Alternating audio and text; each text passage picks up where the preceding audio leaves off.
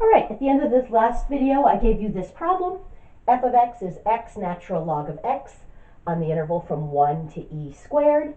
And so that is a continuous function on a closed interval. And of course, that necessitates that it's a finite interval. So the extreme value theorem kicks in. I know for sure there's an absolute max and min. I just have to check the possible locations. And the possible locations are my endpoints and any critical numbers. So the endpoints were given, that's 1e squared, and the critical numbers I'll have to find. Now if I plug in 1, I'm going to get 1 times the natural log of 1. I should know what the natural log of 1 is. If you do, great, write it down. If not, let's review, okay? Because I should be able to find that without a calculator. If I'm saying y is equal to the natural log of 1, I want to remember that log just means exponent. So that's saying y is the exponent I need when e is the base. So if e is the base, y is the exponent, that would give me 1. I'm saying what power of e gives me 1? Well, anytime I'm getting 1, the exponent is 0. So this is just 1 times 0, which is 0. I might also get that graphically by remembering what the log function looks like. The log function has an x-intercept of 1, 0. That's, of course, because it's the inverse of e to the x, which has a y-intercept of 0, 1. Okay. So however I get there, this y value here is 0. Now when I plug in e squared, I'm going to get e squared times the natural log of e squared. And here, the exponential function and the log function are inverses, so they undo each other. So that's just 2. So I'm going to bump that 2 to the front and just write this as 2e squared. Excellent.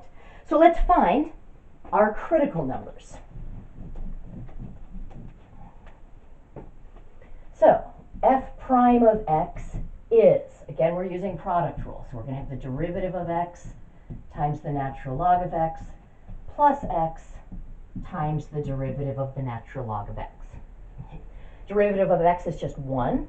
So I'm going to get the natural log of x plus x times the derivative of the natural log is 1 over x. So I'm getting ln of x plus x over x. And this I can simplify to just 1.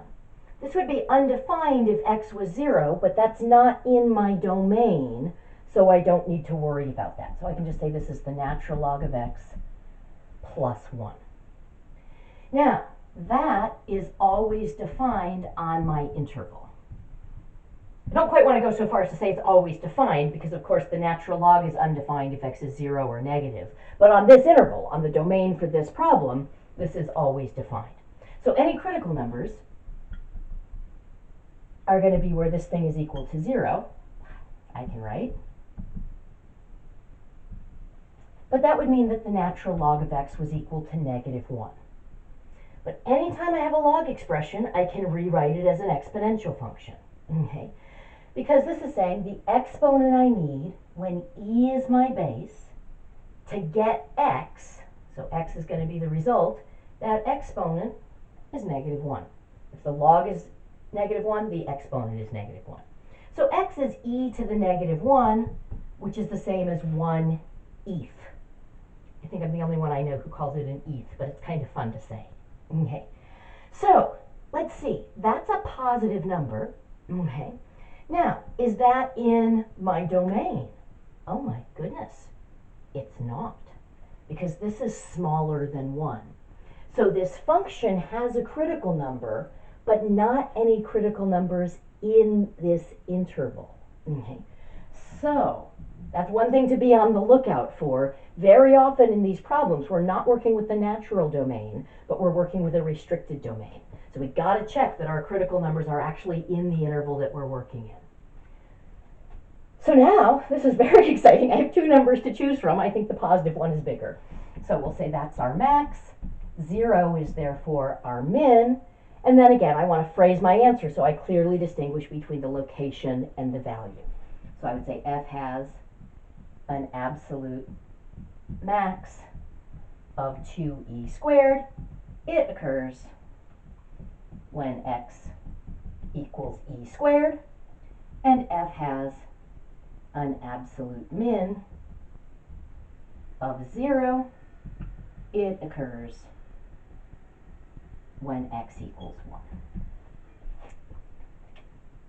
Excellent. All right.